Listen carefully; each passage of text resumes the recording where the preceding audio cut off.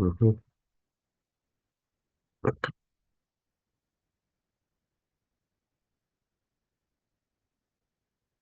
Ya. Entonces, para retomar esto, que digamos que es una cosa muy práctica y cotidiana, las diarreas, el enfoque, un momentito, perdón.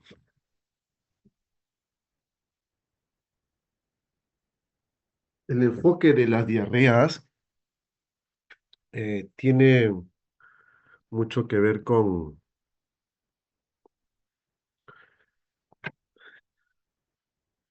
de la mano con los hábitos alimentarios, ¿no? Por lo tanto, muchas de las diarreas eh, se asocian a una forma de transmisión oral, ¿no? O feco-oral. Hay diarreas, como por ejemplo provocadas por neoplasias, por enfermedades como enfermedades inflamatorias intestinales que van a llevar cuando ustedes tengan el curso de gastroenterología, que también pueden cursar con diarreas, algunas neoplasias, ¿no? También curso con diarreas. Pero en el caso estrictamente infeccioso, estas generalmente se obtienen por vía feco-oral, ¿no? O vía oral, definitivamente, o todo aquello que ingrese por cavidad oral, ¿no? Por ejemplo, como les había comentado, los alimentos. De otro lado, para retomar, también existen diarreas virales, ¿no? Por ejemplo, por citomegalovirus, por virus de herpes, ¿no? Estos pueden provocar diarrea y generalmente se dan en el contexto de inmunosupresión, o sea, personas con gran inmunosupresión que desafortunadamente tienen infecciones diseminadas y comprometen el tracto gastrointestinal y una de las características que puede tener es la generación de diarreas. Ok, la primera, por así decirlo, ejemplo de las diarreas son provocadas o transmitidas por alimentos, tenemos que ver, como les había dicho, la sintomatología, perdón, la síntoma, esto, espérense acá, un momentico, tengo el pasado. ¿Me escuchan? Sí, doctor, sí se escucha. Y ven mi lámina? Sí, está en enfermedad transmitida por alimentos. Sí, perdón, ahora sí, lo que pasa es que no se movía. Ya, ahora sí. Entonces, lo que les decía, ¿no? Ese día, estas primeras etapas, generalmente la sintomatología está más o menos gobernada, por así decirlo, por las toxinas producidas por las bacterias o agentes químicos, ¿no? Puede ser de que tengan, por ejemplo, algún tipo de pesticida, algún tipo de alimento por un tipo de pesticida, o en todo caso, haberse alimentado de alimentos que han sido manejados con algún elemento químico.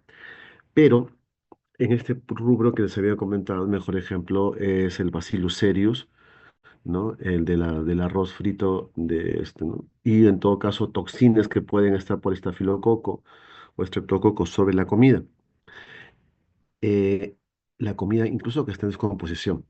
Entonces, esos toxinas van a provocar los primeros síntomas. Y como les había dicho, inicialmente es náuseas y vómitos y posteriormente en la evolución pueden hacer fiebre y diarreas con dolor abdominal.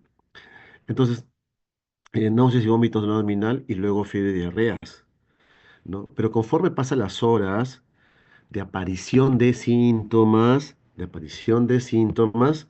ahí uno tiene que pensar que la bacteria pudiera ya estar traslocando la mucosa intestinal y lógicamente ya provocar enfermedad directamente asociada a netamente el agente infeccioso, ya no sus toxinas, ya no agentes químicos, nada, sino estrictamente el agente infeccioso, sea bacteria, sea virus. Entonces eso pasado 14 horas, o generalmente yo lo que digo es, si después de aproximadamente más de 12 a 24 horas, ya y las diarreas empezó básicamente con fiebre, malestar general, y se asocia después diarreas, náuseas y vómitos, claro, eso es más asociado a el patógeno en sí, no a sus productos, ¿no? Esto ya hemos dicho, ¿no? Entonces, la intoxicación alimentaria, sobre todo en periodos de incubación corta, vómitos, los vómitos, todas las sintomatologías inducidas por las toxinas, ¿no? Y estas pueden encontrarse en los alimentos como habíamos mencionado, ¿no?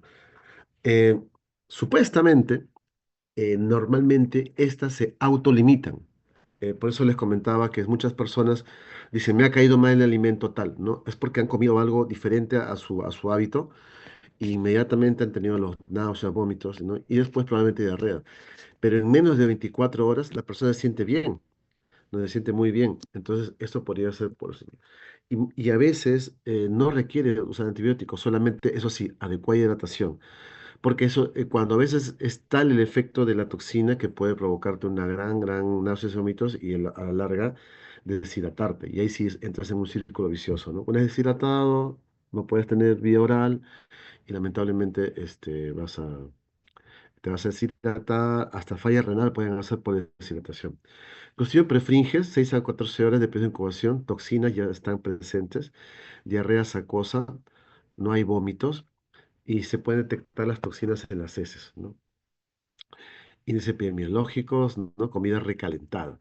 Una de las cosas interesantes del Clostridium prefringes es que no solamente puede ocasionar cuadros de diarreas como tal, sino también es un patógeno que está asociado a infección de partes blandas, ¿no? ¿Recuerdan ustedes en el capítulo anterior sobre partes blandas?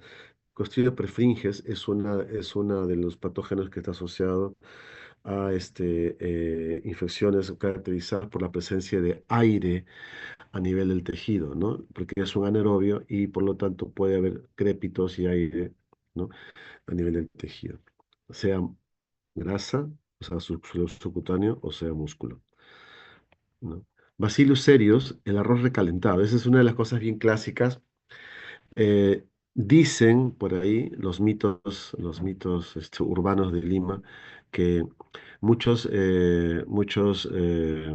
chifas utilizan el arroz de las cosas de lo que son el resto de los platos. No sé si era cierto, ¿no? Todo lo vuelven a recalentar y eso, ¿no? Pero lo que sí es cierto es que a veces puede ser de que ese arroz esté de un día o de 2 días y por lo tanto pudiera tener un poquito de toxinas, ¿no? La forma emética generalmente es Staphylococcus aureus y el tiempo puede ser más largo, pero más asociado a diarreas que vómitos, Clostridium perfringens, ¿no? Em,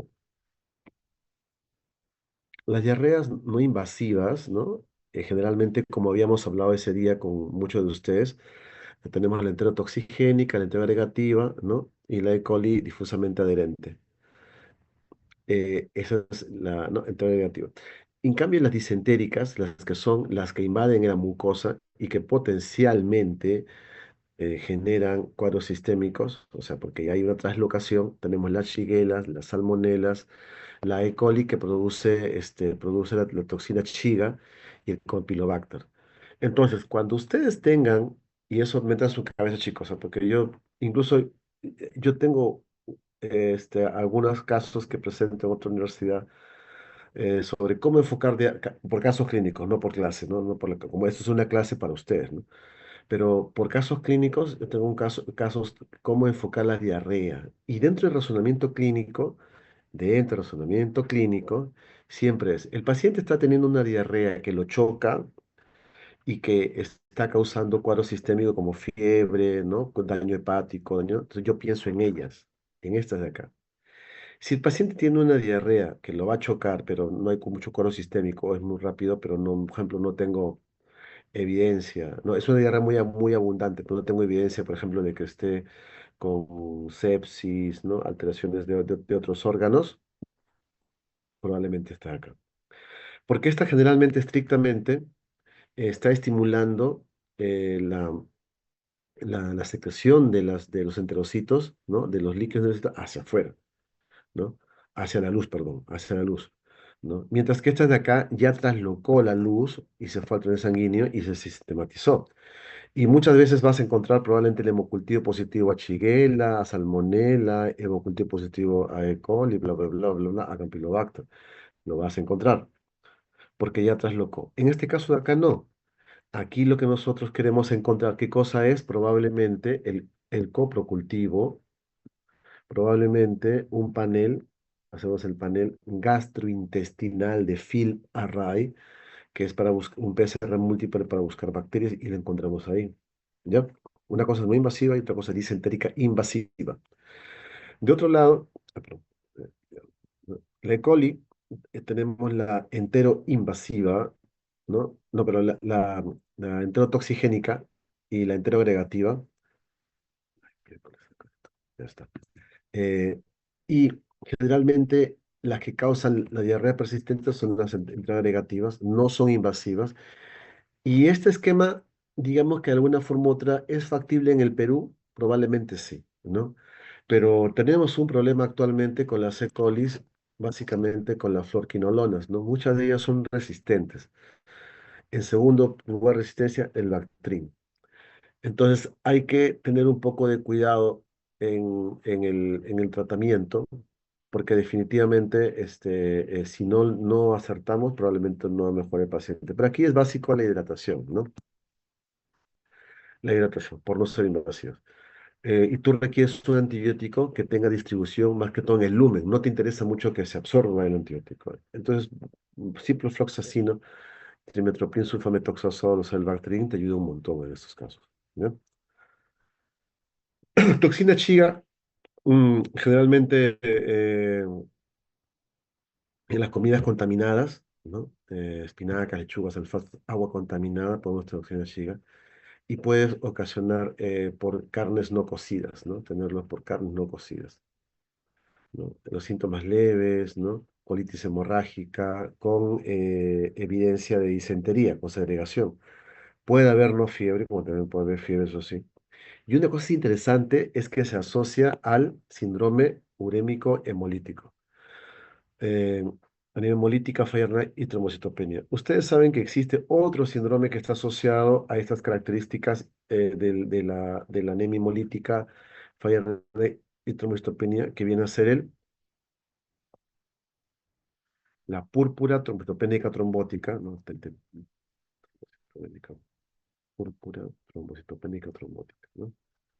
El PTT, así le decimos nosotros, ¿no? Sí, el PTT, la púrpura también está asociado, es otra. Algunos investigadores dicen que el SHU es lo mismo que el PTT, ¿no? Y por eso que lo ponen como una unidad sola. Ambos ocasionan anemia hemolítica, microangiopática, falla renal y trombocitopenia. ¿Ok? Entonces, y la bacteria que está asociada a esta manifestación clínica sistémica. Entonces, incluso existen brotes. Normalmente son personas que hacen cuadros de partes blandas o diarreas, ¿ya? Y que después de 2 a 3 semanas tienen estos síntomas de anemia, falla renal y trombocitopenia, ¿ya? No tratamiento antibiótico, no antimotilidad, supuestamente. Shigella, ¿no? La shigelosis sí hay que tener un poco de cuidado, ¿no? El manejo es más la transmisión es de persona a persona. Fiebre, dolor abdominal, diarrea con sangre. Esta es la clásica disentería. Ustedes cuando ven diarrea en sangre, todos los médicos, ¿no? Desde el cirujano hasta el internista siempre piensan en Shigella. Pero otras pueden causar shigelosis, como ya han visto ustedes, ¿no? Como las enteroinvasivas, por ejemplo, ¿no? Entonces tienes tratamiento con fluorquinolonas, trimethoprim, sulfamethoxazol y ceftriaxona. Normalmente si un paciente está hospitalizado, ¿no? Grave, nosotros tratamos de utilizar ceftriaxona porque desafortunadamente la resistencia a las fluorquinolonas en el Perú es alta. Claro, pues si ustedes en el hemocultivo, luego de haber comenzado ceftriaxona, encuentran que es sensible a ciprofloxacino, levofloxacino, pudieran utilizar ese antibiótico, claro que sí, guiado por el cultivo. Pero quizás empíricamente, si viene hospitalizado, el paciente viene mal, no estaría mal comenzar con ceftriaxona, ¿no? Y esperar el cultivo. Salmonella no tifoidea. Nosotros tenemos una buena casuística en Perú de Salmonella no tifi, ¿no? Fuente, sobre todo porque está transmitido a través de animales, carnes de aves, res, huevos, mascotas exóticas. Incluso hemos tenido casos, que es bien gracioso, ¿no? En personas que crían tortugas, porque la salmonela se reporta en tortugas. Entonces, puede ser transmitido por animales. Cosa bien diferente en la salmonela tifi, que no está asociado a animalitos, ¿no? Bueno, diversas son acuosas, puede haber bacteremia, ¿no? Haber un síndrome de Raynaud también. Y el tratamiento fluorquinolonas, trimethoprim, sulfatrazol, sí. Esta realidad de fluorquinolonas y Bactrim muchas veces no se ajusta mucho acá, porque en Estados Unidos sí aún es sensible tanto drogas, ¿no? Pero acá nosotros, por ejemplo, si el paciente está muy complicado, ponemos una ceftriaxona y para la casa ya estamos cada vez aumentando nuestro uso a acitromicina, ¿ya? En caso de salmonela, ¿no? Salmonella Shigella, como ustedes ven ahí, esas diferencias. En el caso de Shigella, ¿no? Y de salmonela, por ejemplo, básicamente la salmonelosis da cuadros diseminados, ¿no? Bacteremia, más que el Shigella, ¿no? Y una cosa interesante en la salmonela es la cronificación de la infección. Muchas veces, tanto en la tifoidea como en la tifoidea, podemos tener formas crónicas de salmonelosis, ¿no? Eso es relativamente frecuente. Campylobacter jejuni. Este es un germen que muchas veces no es tan, por así decirlo, considerado, ¿no? O tomado en cuenta. Hay que tenerlo en cuenta como en la causa de diarreas disentéricas. Entonces, o mejor dicho, de diarreas invasivas, perdón, diarreas invasivas. Más de 1 millón de casos, ¿no? Gran inóculo, gran inóculo crece microbiológicamente a 42 grados. En los paneles gastrointestinales de PCR múltiple, de FILARRAE, por ejemplo, que ustedes pueden buscar en internet, ahí está ya especificado el Campylobacter jejuni. Fiebre, diarreas acuosas, cólicos abdominales son los casos más clásicos. Pero ustedes también pueden tener endocarditis, podrían tener, por ejemplo, aortitis provocados por Campylobacter jejuni. Ya esos son los extremos, pero sobre todo pacientes muy suprimidos. Lo más frecuente es esa sintomatología que les he mencionado. El tratamiento de elección, aquí no entra tallar betalactámicos, ceftriaxona, ni que es la citromicina. Por eso, muchas veces nosotros en pacientes empíricamente que vienen con diarreas con alguna consideración y sospecha de salmonelosis y de Campylobacter jejuni, empleamos acitro. Y eso, acitromicina es un buen antibiótico para diarreas bacterianas. Entonces, como una forma empírica, sí. Pero hay que tener un poco de cuidado, porque si bien es cierto, cubre buena cantidad de gérmenes, el problema es no quemarlo con las salmonelas o no quemarlos con las otras enterobacterias, porque después no vamos a tener que usar, ¿no? Ya hemos quemado en el Perú el Bactrim y ya hemos quemado en el Perú, lamentablemente, las quinolonas. Una de las complicaciones clásicas es el síndrome de Guillain-Barré. Y esto todavía lo vemos acá en Perú. En las épocas de diciembre, verano, se incrementan un poquito los casos de síndrome de Guillain-Barré en Lima. Los hospitales públicos como Cayetano tenemos bastante casuística de Guillain-Barré. Entonces nosotros siempre esperamos que en estos meses pueda incrementar. Y sí, sí, siempre tenemos 1 o 2 casos por semana de Guillain-Barré. Y Guillain-Barré, ustedes saben, es una reacción inflamatoria secundaria a una infección aguda, ¿no? Es una reacción inflamatoria como tal y provoca una polineuropatía, una poliuria desmielinizante, ¿no? Ah, y los pacientes hacen una debilidad, ¿no? Debilidad eh, de miembros inferiores de forma ascendente a sus miembros superiores. El síndrome de Reiter es una artropatía seronegativa, ¿no? Que en este caso se asocia con pilomato junior también, ¿no? Como una de las causas. Reiter puede ser por otros patógenos. Incluso puede haber Reiter secundario no solo a diarrea, sino Reiter secundario a ITS, ¿no? A ITS. Cuestión difícil es un tema que nunca se va a acabar. Aquí, con lo que yo les voy a decir, no van a saber todo de cuestión difícil. ¿Por qué? Porque es más complejo de lo que uno cree, ¿no?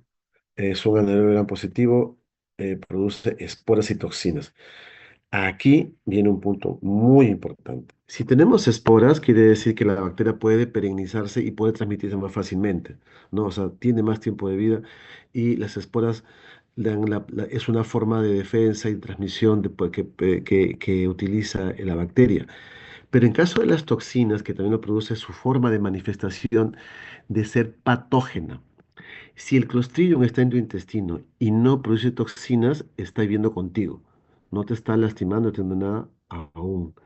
En el momento que ella crea conveniente, o mejor dicho, o que tu inmunidad le permita, comienza a producir toxinas y ahí es donde puede causarte las diarreas, la colitis, la inflamación, isquemia de colon, ¿no? Y después megacolon y hemorragia digestiva por colitis severa e incluso si no tratamos adecuadamente pudieras ir a resección intestinal.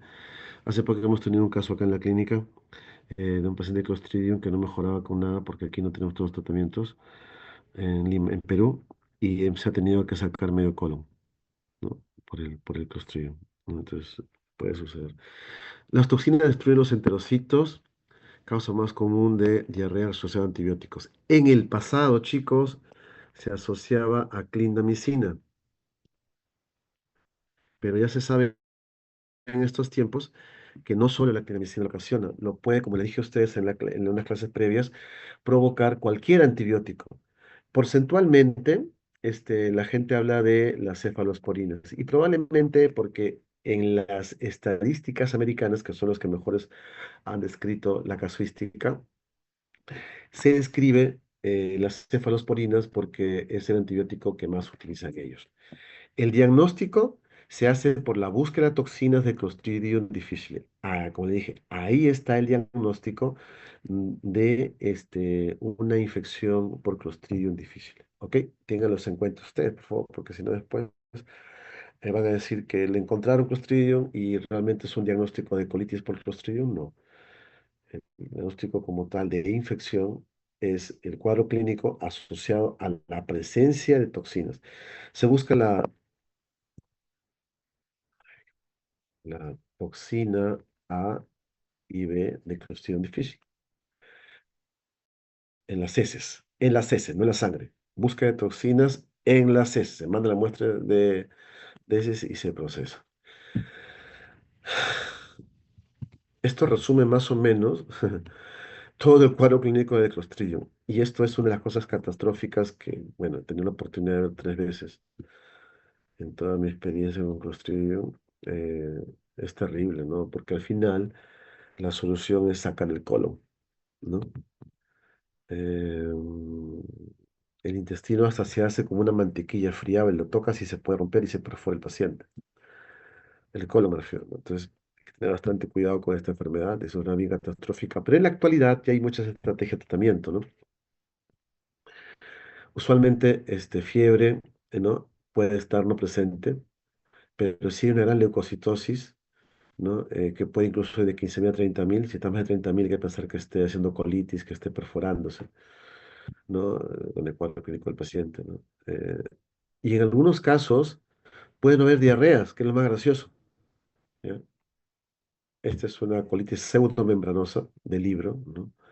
Ahora no crean que en todo se vea. A veces tenemos la suerte, en otros no se ve. ¿Por qué? Porque ante la posibilidad diagnóstica empezamos a dar el tratamiento, ¿no? Miren, distensión de las asas, ¿no? Ven esto acá, esto entre intestino e intestino. Esto es, Claro, entiendo que estás señalando una distensión de las asas intestinales en una imagen. Para darte una respuesta más completa, necesito... esta cosa. El teléfono se está hackeando. Ya, de celular. Entonces, estos son distensiones de asas. Y lo que se ve también es el engrosamiento de la pared. El engrosamiento de la pared. Entonces, Elías está más atento, creo yo. Si tienen alguna duda, pregunten, comenten, por favor, ¿ya? La extensión del curso es demasiado brutal, cada vez es más complejo, pero también si hay participación podemos extendernos. Yo trato de ser lo más resumido posible en cada tema. Si usted me pregunta, yo le suelto más cosas, ¿no? Pero si no me preguntan, verdad que tratando de cumplir lo que es. Porque hay un montón. O sea, yo les conté de Clostridium, mi vida con el Clostridium es para llorar, ¿no? O sea, he tenido cosas bonitas y cosas horribles con el Clostridium. Y lo último que me ha pasado, que me pasó después de como 10 años, que han tenido que sacarle intestino a un paciente, ¿ya? Entonces, y bueno, la mitad del intestino, la mitad del colon, ¿no? Una colectomía, como parte del tratamiento. Porque en la actualidad acá en el Perú no tenemos algunos tipos de tratamientos que sí se tienen en otra parte del país, o en otra parte en otra parte del mundo, ¿no? No tenemos inmunomoduladores, no hacemos el famoso trasplante fecal, por ejemplo, ¿no? Entonces, ¿qué cosa se tiene que hacer? En la medida de lo posible, suspender todos los antibióticos, porque se supone que ese es el mecanismo, ¿no? Metronidazol para formas leves o moderadas o en aquellos lugares donde no haya resistencia a metronidazol y vancomicina para las formas severas. Acá viene una dificultad. En Estados Unidos y en países del primer mundo sí existe la vancomicina en tabletas y como les había mencionado, la vancomicina no se absorbe, no se absorbe. ¿Ok? Mientras que acá en Perú no hay en tableta, entonces le damos la vancomicina que lo damos en ampollas, lo diluimos en 30 cc de cloruro de sodio y lo pasamos por sonda nasogástrica, ¿no? Y si está muy mal, colocamos también la vancomicina diluida por enema, o sea, introducimos la vancomicina por el intestino, no por enema, con una sonda. Y una vez que incluimos la sonda, tapamos, por así decirlo, ¿no? Un momento, o tratamos de obstruir la salida del ano para que se permanezca ahí un tiempo, una media hora, unos 30 minutos, y pueda difundirse por la parte del colon. De igual forma por arriba, por la sonda nasogástrica, o si el paciente toma. Eso se da cada 4 o 6 horas, ¿no? Dependiendo de la seriedad del caso. Ese es nuestro máximo tratamiento acá. Porque después, por ejemplo, podemos unirlo con banco, claro, ¿no? Hay que llevar a cuidados intensivos, tomografía. Y muchas veces lo que tenemos que hacer es, por ejemplo, inmunomodulación, otro tratamiento como la firaxomicina. Y el otro es el famoso trasplante de heces. El problema con los Clostridium básicamente es la disbiosis, es decir, la alteración del equilibrio de la microbiota intestinal, ¿no? Entonces, esa disbiosis es la que ocasiona que el Clostridium predomine y empieza a producir sus toxinas, se siente libre y empieza a producir sus toxinas, ¿no? Entonces, ¿qué cosa se hace? Se trasplanta las heces. ¿En qué sentido? Colocar por sonda nasogástrica una cantidad de heces de personas que tengan una flora intestinal sin Clostridium de forma adecuada, que cambie la flora, que provoque la interacción entre las floras y modifique las floras. Entonces, eso va a hacer que disminuya la carga de Clostridium y por lo tanto disminuye la carga de toxinas y disminuye su patogenicidad, ¿no? Pero eso no lo hacemos acá. Es todo un procesito un poquito largo, ¿no? El proceso en sí de hacerlo como tal, que yo he conversado con unos amigos, no es tan complejo. El problema es detectar las personas que van a ser los donantes, ¿no? Quienes tienen, por ejemplo, hacerle un screening. Estas personas tienen unas heces, digamos, de buena calidad, por así decirlo, ¿no? ¿No? Eso es un poquito problemático. Pero el concepto es ese, cambiar la microbiota, ¿no? Romper la disbiosis. Entonces, las recurrencias es la repetición de los eventos, ¿no? Y eso generalmente se ve en adultos mayores, comorbilidades, leucocitosis. ¿Qué cosa hacer en esos casos? Hay unos esquemas que están en las guías, ¿no? Tiene que buscarlos si gustan, pero no le voy a preguntar sobre eso, ¿no? Pero se vuelve a tratar con banco o si ya se empieza a colocar inmunomoduladores, ¿no? Ya se está prefiriendo también hacer trasplante fecal. Ahí está la limitante del tratamiento de Clostridio que se hace en el Perú, es que esas estrategias no las tenemos a la mano, porque en esa condición severa, muchas veces es quizás eso lo que marca la diferencia en el tratamiento, ¿no? O sea, usar inmunomoduladores, ¿no? Para disminuir la reacción inflamatoria a nivel del intestino, o utilizar, en este caso, fidaxomicina, ¿no? O el trasplante ese para para romper la disbiosis. doctor, Ok, una consulta. dígame. En la fisiopatología del Clostridium, ¿es por la disbiosis que hay por el consumo de antibióticos? Exacto. El, O sea, el- cualquier tipo de antibióticos genera disbiosis y el exacto. Clostridium se aprovecha. Cualquier tipo de antibióticos por largo tiempo se asoció con clindamicina. Por eso que ustedes según el fármaco le han hecho clindamicina, ¿no? Y si le preguntan, clindamicina será. Pero si ustedes revisan, buscan, por ejemplo, en las últimas revisiones de Clostridium, ¿no? En PubMed, así, van a encontrar que algunos países como Estados Unidos lo asocian a las cefalosporinas. ¿Por qué? Porque es quizás el antibiótico que más se emplea en ese país, ¿no? Ok, doctor, Pero entonces el Clostridium está en nuestra microbiota o es que no, una persona, puede estar como no. Porque, por y ejemplo, una persona que se infecta si y se tiene consumo infecta, de antibióticos tiene sí, más probabilidad? exacto. O por Ah, ejemplo, ¿no? ¿Qué cosa sucede en los hospitales? Y siempre tenemos uno por ahí, acá en la clínica también aparece cada 2 meses uno, ¿no? Que viene con Clostridium de afuera o lo obtuvo acá, ¿no? O sea, acá no es difícil, porque acá no tenemos Clostridium dentro de los ambientes, por suerte. Pero vienen de afuera de un otro hospital y un viejito que viene se hospitaliza, ta, ta, ta. Esa persona está con el cuadro clínico y está tranquilo. Si no te lavas las manos con agua y jabón, ¿no? No con alcohol gel. ¿Por qué? Porque el alcohol gel no elimina las esporas, el agua y jabón sí. Si no te lavas las manos, desafortunadamente vas al otro paciente y le transmites el germen. ¿Y qué puede suceder? Se va a contagiar. Y esa persona se contagia. Pero quizás como tiene una buena flora, no hay ningún problema. Pero como está recibiendo antibióticos, está crónicamente hospitalizado, clínicamente inmunosuprimido, ¿no? Puede hacer que estando hospitalizado haga el cuadro clínico por todo el componente que tienen, ¿no? Tiene 10 días de antibióticos, ¿no? Y encima se contagia el Clostridium, potencialmente puede hacer la infección, puede hacer la enfermedad, ¿no? ok, doctor, gracias. Listo. Entonces, a ver, aprovechamos hasta las 5. Avanzamos la clase de virus, ¿ya? Yo los dejo hasta las 5 porque sé que tenemos que respetar, ¿no? ¿No? El sábado, ¿ya? Y yo creo Ya, que sí. doctor, ¿me pasa el PPT de virus, por favor? Ya. Dame un chance. Vamos a ver acá. Virus, a ver.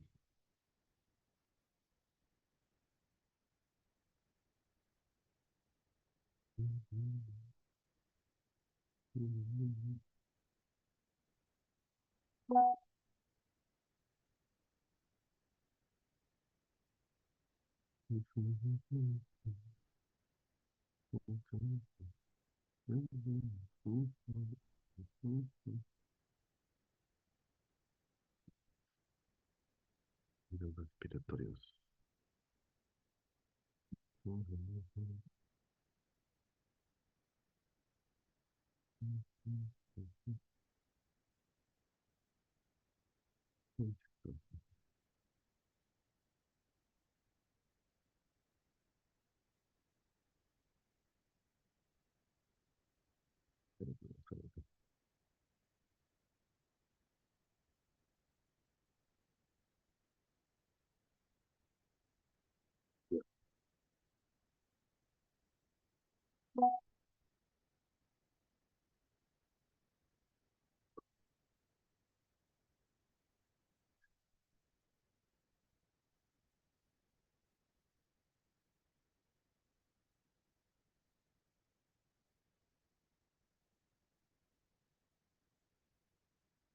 Ahí está. ¿Ya lo recibiste?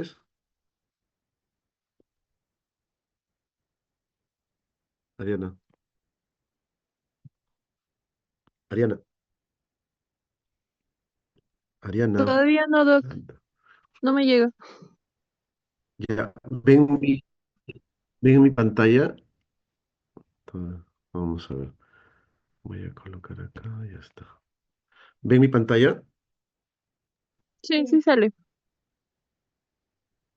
Virus Listo. respiratorio. Ya. ¿Te llegó esto? No me llega el PDF, Ah, doctor. ya. Espérate, que llegue. Está cargando. Ahí creo que va a Ok, terminar ya. Ya listo. ya está. ¿Ya está? ¿Te Gracias. llegó? Sí, doctor, ya Ok, llegó, gracias. ya. Listo. Entonces ya. Ven la lámina, ¿no? Ya. Ok, virus respiratorio. Miren, el, ustedes tienen 22 años, ¿no? 23, ¿no? El promedio, ¿no? ¿No? Sí, doc, Sí. 21, Ya. 22 por ahí. Ya. Hace 5 años tuvimos la pandemia, ¿no? Entonces, vamos a hablar un poquito sobre ese punto. En 5 años, ¿no? Eh, eh, un virus respiratorio nos hizo la vida de cuadritos a todo el mundo, o sea, ni siquiera a un país, nada, a todo el mundo. Y fue quizás la experiencia más terrible que hemos tenido. Yo nunca pensé que iba a pasar eso, ¿no? En la Facultad de Medicina en mi época, algunos doctores hablaban de tales pandemias, tales, ¿no? Y decían, y me acuerdo mucho, un viejito, que no era infectólogo, sino internista, dice, ustedes tienen que estar listos para cualquier situación como si fuera un ejército. Dice. Puede ocurrir una pandemia, una desgracia en el país, ¿y quiénes van a defender? Los soldados. ¿Y quiénes más? Los médicos, los enfermeros, mis enfermeras. Ustedes tienen que estar ahí. Y bueno, ¿y quién va a pensar pues que vamos a aparecer así? Entonces, al final, los primeros meses de la pandemia, literalmente parecía una guerra. Y una guerra que estamos perdiendo, porque era horrible, se nos moría la gente como moscas. Y yo sí creo que Dios ha protegido a los médicos, porque si nosotros nos moríamos, peor hubiera sido. Han muerto muchos médicos, lamentablemente, pero no en la cantidad bueno, que murió la población común y corriente, ¿no? Porque la población común y corriente sí tenía un problema, que son las comorbilidades, la diabetes, la hipertensión, la obesidad. Eso ha sido un gran problema, ¿no? Nosotros en Cayetano Heredia hicimos un estudio en el 2020, lo pueden buscar en PubMed, es publicado en Plus One, la revista Plus One, y encontramos ahí causas de mortalidad, ¿no? Factores asociados a mortalidad de COVID en el Hospital Cayetano Heredia, y encontramos que la mayoría eran obesos y diabéticos en esa primera ola, ¿no? Entonces, eso es bastante importante remarcar, ¿no? O sea, cualquier enfermedad en un contexto de inmunosupresión va a causar problemas. Por eso que, como les decía a ustedes, ¿no? Cuidar su peso, vida saludable, eso es quizás la mejor inversión que pueden hacer para tener una adecuada performance de su vida y, lógicamente, un adecuado envejecimiento, ¿no? Un adecuado envejecimiento. Cuando ustedes van a ir a sus prácticas o cuando ya sean internos o cuando ya sean médicos y son clínicos, se van a dar con la grata sorpresa que todo aquello que mencionaba Elena White del peso, ¿no? Bueno, hecho de la vida saludable, es exageradamente importante, ¿no? Muchas personas que no tenían o las que tenían menos comorbilidades o vida saludable han tenido COVID, pero no han hecho mucha forma severa y si lo hicieron, muchos de ellos se han recuperado, ¿no? Muchos de ellos se han recuperado, algunos no, por alguna razón X que no hemos podido determinar, pero la vida saludable sí les ha ayudado.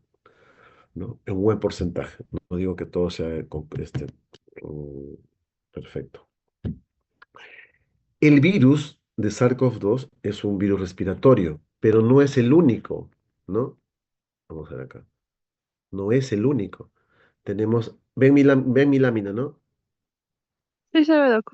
Ya, ven, si es respiratorio, tenemos el virus incisional.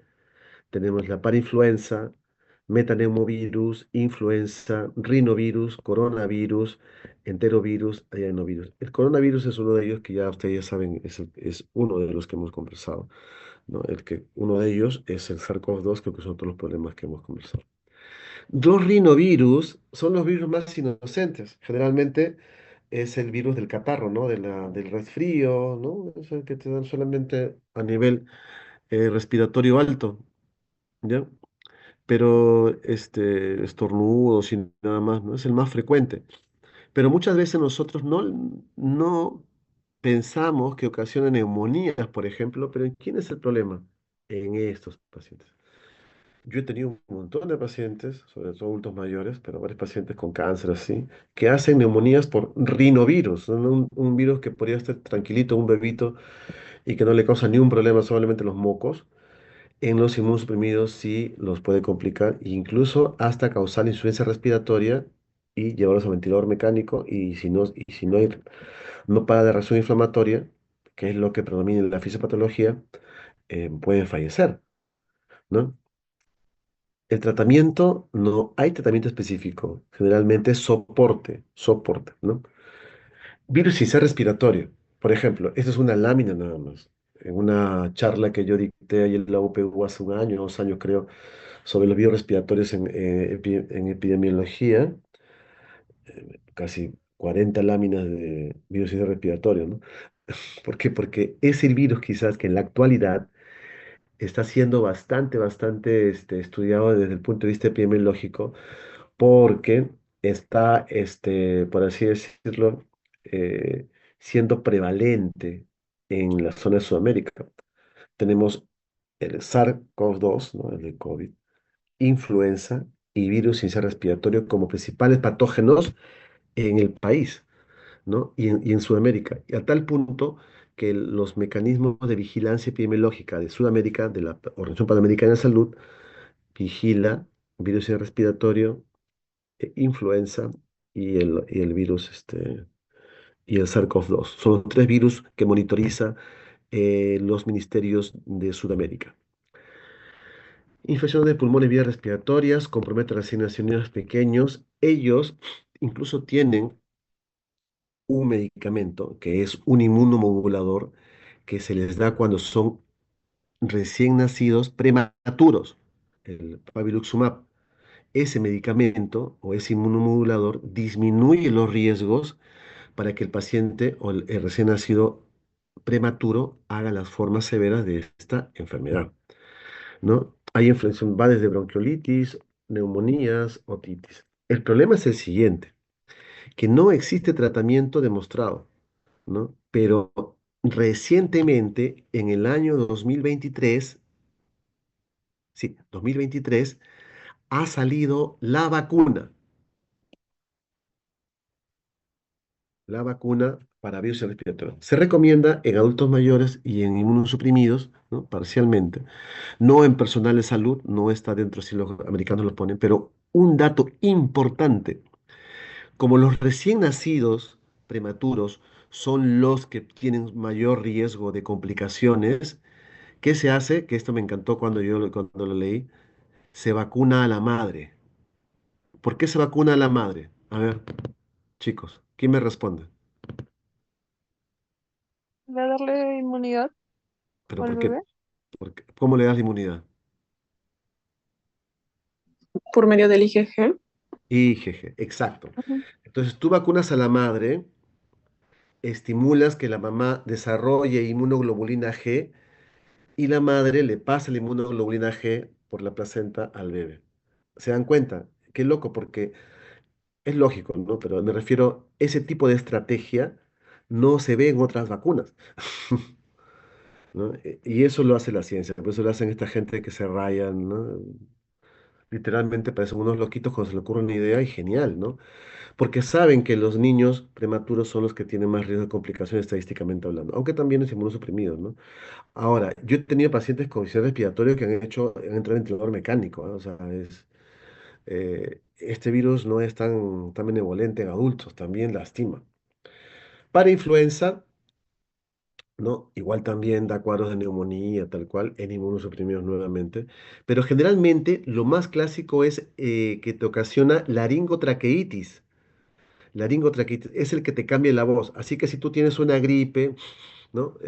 Tienes rinorrea, ¿no? Tosecita, con cambios de voz y fiebre, pero ves que no estás haciendo un mayor cuadro, probablemente sea una parainfluenza. Es lo más común, es lo más común y es lo que te ocasiona el CRUP. Y el tratamiento, no hay tratamiento para esto. Pero cuando ya ocasiona el CRUP, tienes que usar corticoides, un poquito de adrenalina a veces. ¿Por qué? Porque te obstruye la vía aérea superior, ¿ya? Y tienes una tos bien exigente, todo, ¿no? Entonces, ese es lo clásico. Pero también en inmunosuprimidos puede ser neumonía, como ustedes ven en las figuritas. Adenovirus. Este es un virus que me encanta, ¿no? De todos los virus es el que me gusta, pero que mucha gente no le da mucha bola, por así como diríamos en criollo. ¿Por qué? Porque este virus ocasiona también infecciones respiratorias, neumonías, pero es más sistémico. Te puede dar conjuntivitis, te puede dar gastroenteritis, apendicitis, insuficiencia renal intersticial, aguda intersticial. O sea, es un virus muy sistémico, muy polifacético, como la influenza, por ejemplo, el virus de influenza. Pero imagino yo que por la predominancia epidemiológica no se le da mucha atención. Pero digamos que se incrementa el número, es un virus que hay que tener bastante en cuenta porque las manifestaciones clínicas son muy sistémicas. Y una cosa que lo diferencia es esto, ¿no? Una conjuntivitis. Pero si ustedes tienen, por ejemplo, infección respiratoria alta con insuficiencia renal intersticial, infección respiratoria con conjuntivitis, infecciones respiratorias altas con diarreas, hay que poner en el diferencial al adenovirus. ¿Ya? Al adenovirus. Un problema, nuevamente, es que es soporte. Algunos dicen que se trata con ribavirina, pero no hay tratamiento exacto para ellos. Metaneumovirus es quizás la tercera causa de neumonía en los pacientes trasplantados. Es un virus también, nuevamente, en inmunosuprimidos causa problemas. Tenemos con relativamente frecuencia el metaneumovirus en Good Hope y en los hospitales. ¿Por qué? Porque actualmente ya hacemos paneles respiratorios, ¿no? En Good Hope se hace. En clínicas privadas se hace paneles de PCR múltiple, el panel de Field Array, ¿no? Pero también en algunos hospitales como por ejemplo Cayetano, que hay un proyecto de investigación de vigilancia del biorrespiratorio, tenemos ese estudio y ya tenemos varios casitos con metaneumovirus, ¿no? Y nos ayuda mucho para saber que lo que está por circulando o lo que tiene el paciente no es influenza, sino es metaneumovirus, no es este adenovirus, sino metaneumovirus, ¿ya? Entonces, ¿qué es lo que puede suceder? Bronquiolitis y asma y neumonía en aquellas personas que tienen inmunosupresión, muy parecido al virus inicial respiratorio. Ok, hasta ahí un resumen de los virus respiratorios, no digo infrecuentes, sino que de por sí eh, no hemos tenido tanto problemas desde el punto de vista epidemiológico, ¿no? Pero es bueno tenerlos en cuenta. Y como se han dado cuenta, muchos de los que yo he mencionado no hay tratamiento. Quizás el más impactante de lo que se ha avanzado en el manejo es el virus sincero respiratorio por la vacunación que ahora se dispone, ¿no? Que es un gran avance, hecho sea de paso, en el beneficio de los recién nacidos y los inmunosuprimidos. Los coronavirus son los que ya hemos conversado. Esto, chicos, siempre ha circulado en todas nuestras vidas. Son los virus estacionales, coronavirus estacionales. Pero los nuevos son estos de acá. Este es el primer SARS-CoV-2, no, SARS-CoV que apareció de forma agresiva. Y este es el segundo, ¿no? Este es el que tiene una alta mortalidad, cerca de un 30%. Este tiene una mortalidad del 10%. Pero la ventaja es que su transmisión no es tan, no es tan alta. La mortalidad puede llegar de 1 a 5%, pero la transmisión es terrible, ¿no? Ustedes seguro han escuchado, han estado en casa o han salido y han visto con qué facilidad las personas se contagiaban, ¿no? Es por la transmisibilidad que tiene el virus de SARS-CoV-2, ¿no? En este caso, ¿no? Se dice que están asociados, ¿no? A determinados animales, ¿no? Acá está el SARS, el MERS, y en este caso el COVID, que es el que nosotros pasamos. Dice que la gente que en un futuro va a pasar otro nuevo. Eso no sé si es así, ojalá que no sea así. Porque después de lo que he visto del COVID, yo quisiera que nunca más haya esto, porque es horrible ver morir tanta gente, ¿no? Sí, es terrible. Claro, y quienes teníamos que enfrentar esto éramos los médicos más jóvenes, porque los médicos adultos mayores no participaban. Y bueno, es verdad que algunos colegas tuvieron miedo y no, y digamos, abandonaron, ¿no? El barco. Eh, claro, y no había muchos médicos, era terrible. Intensivistas teníamos poquitos. O sea, la realidad caótica del país se desnudó mucho más con este problema. Ok, el SARS-CoV-2, ¿no? Como ustedes aprecian acá, puede transmitirse por gotas pequeñas, por gotas grandes y contacto directo, y también en superficie. No está demostrado por transmisión, no está demostrado transplacentario, no está demostrado por trasplante de órgano. ¿Ya? Em, Esta es la fisiopatología antigua, por así decirlo, de los dos primeros años que se planteaban, ¿no? Que en la primera fase tenemos respuesta estrictamente o predominancia del rol del virus, pero que después de un promedio de más de 7 días, el paciente se complicaba no directamente por la acción del virus, sino la reacción inflamatoria. Y en verdad, en todo el proceso de virus respiratorio, de infecciones por virus respiratorio, no solo SARS-CoV-2, lo que más atenta es la reacción inflamatoria del huésped, o sea, del paciente. ¿Y cómo controla la reacción inflamatoria del paciente? Que el paciente esté, por ejemplo, en un buen estado de salud, que el paciente no esté obeso, que no tenga un aumento de la masa grasa, que el paciente no esté inmunosuprimido, o sea, ¿no? Que el paciente no tenga una enfermedad crónica de fondo, por ejemplo, como la diabetes, como la hipertensión.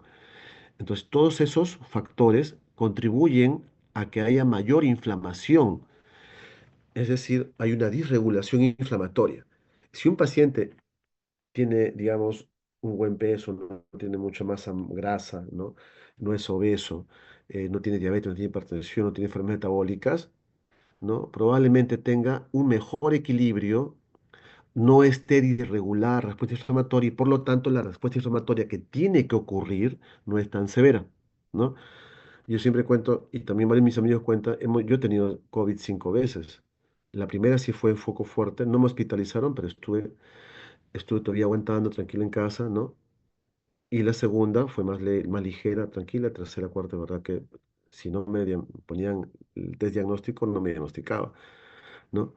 Eh, Mi respuesta inflamatoria, el primer golpe sí fue fuerte, ¿por qué? Porque probablemente no conocía el virus, pero no acabé en ventilador, ¿no? Por suerte, ¿no? También hay que agradecer mucho a Dios, ¿no? Pero tiene que ver mucho con esto, ¿no? Pero en cambio, yo he tenido amigos, ¿no? Colegas, ¿no?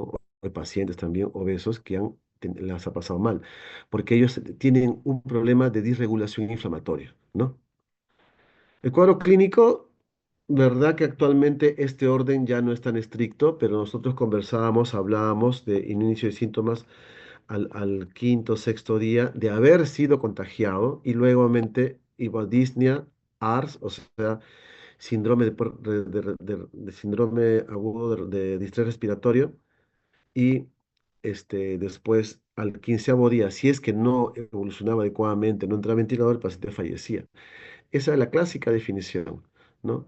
Pero ya yendo para detalles, lo que siempre aparecía, y como cualquier síntoma respiratorio, enfermedad respiratorio alto, es la presencia de tos con fiebre. Eso es casi, la fiebre la acompañaba siempre. Es bien difícil que digas que yo tengo COVID, SARS-CoV-2 si no tengo fiebre. Rinorrea, ¿no? Rinorrea, fatiga, náuseas, vómitos, diarreas, ¿no? Esto es en aquellos que no sobrevivieron, por ejemplo, normalmente al día quinceavo ocurría fallecimiento.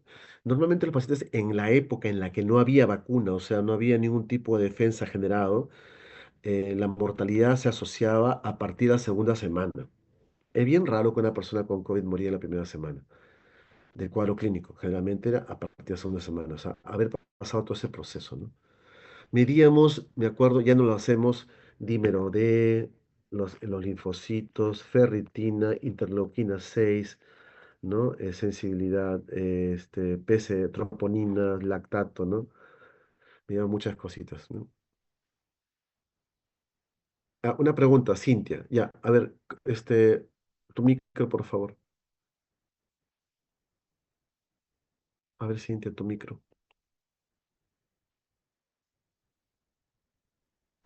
Ya, quería preguntarle si Dígame.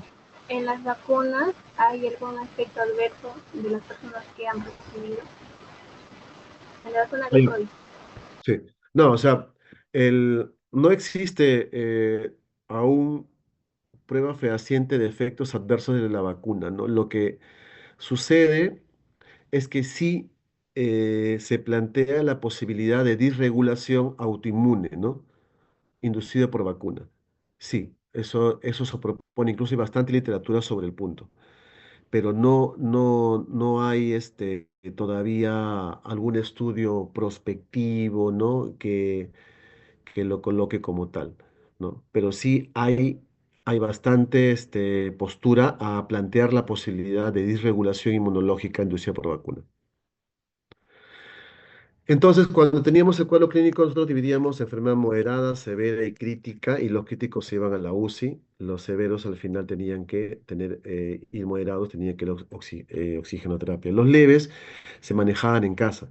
¿Cómo catalogadas con leve? Es que simplemente que desature. Desaturaba, tenía que quedarse hospitalizado, ¿no? El tratamiento, esto es lo antiguo, ¿no? Porque actualmente ya no tenemos tantos pacientes con formas severas. ¿Por qué? Porque se vacunan.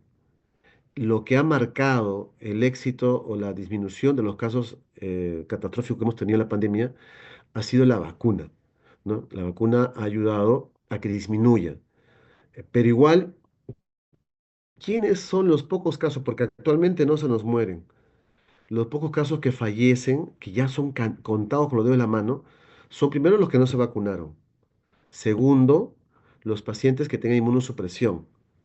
Después, la gran mayoría actualmente son casos leves. No tenemos casos severos como tal, ¿no? Pero siguen inmunosuprimidos, eso sí. Todavía existen unos cuantas personas que no se han vacunado, ¿no? Y esas personas sí hemos tenido. Y es una pena porque hemos tenido personas con pulmones como si fueran del año 2020, ¿no? En esos años, pero nos han caído de vez en cuando, ¿no? ¿Por qué le digo eso? Porque por suerte ahora en muchos hospitales y en las clínicas tenemos los paneles de diagnóstico y eso nos ayuda para saber que estas personas tienen COVID efectivamente, ¿no? Porque siempre hacemos, si tenemos patrón de sospecha de virus respiratorio, descartamos COVID y buscamos otro virus respiratorio, idealmente. El tratamiento, ¿no? Hay varios tratamientos que se pueden optar, pero actualmente, por ejemplo, lo que sí tenemos se emplea con mucho más, aparte de todo lo que están acá, es el Paxlovid. El Paxlovid probablemente es quizás el medicamento más dócil y fácil de dar, no es un medicamento estrictamente vía oral, no es un tratamiento antiviral. Por eso cuando ustedes conversan, por ejemplo, ¿qué virus respiratorio tiene tratamientos eh, antivirales? Es influenza y SARS-CoV-2. Después, como se han dado cuenta, no hay otro virus que tenga tratamiento. Son los únicos, ¿no? ¿Ya? Pero en el caso de SARS-CoV-2 se probó muchos medicamentos, ¿no? Por lo terrible que era. También tenemos para bloquear la respuesta inflamatoria. Actualmente ya no lo usamos. En su momento, en muchos lugares, incluidos nosotros, hemos empleado tocilizumab. Tocilizumab era un inmunomodulador, un bloqueante de interleuquina 6 y disminuía la reacción inflamatoria. Era espectacular. O sea, en algunos pacientes hemos tenido éxito y otros no. ¿Por qué? Porque había que darle un momento determinado, ¿no? Un momento determinado en el cual la inflamación empezaba a subir. Cuando ya se instaló la inflamación, no respondía.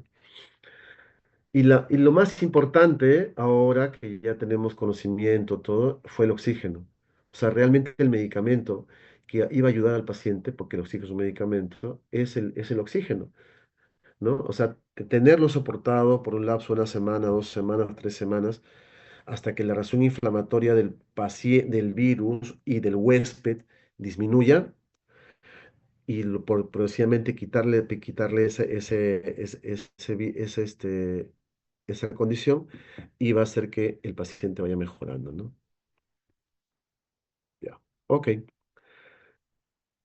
Esto ya no lo empleamos, ¿no? Enoxaparina, anticoagulamos porque se decía que había un efecto trombótico por la infección y viral, ¿no?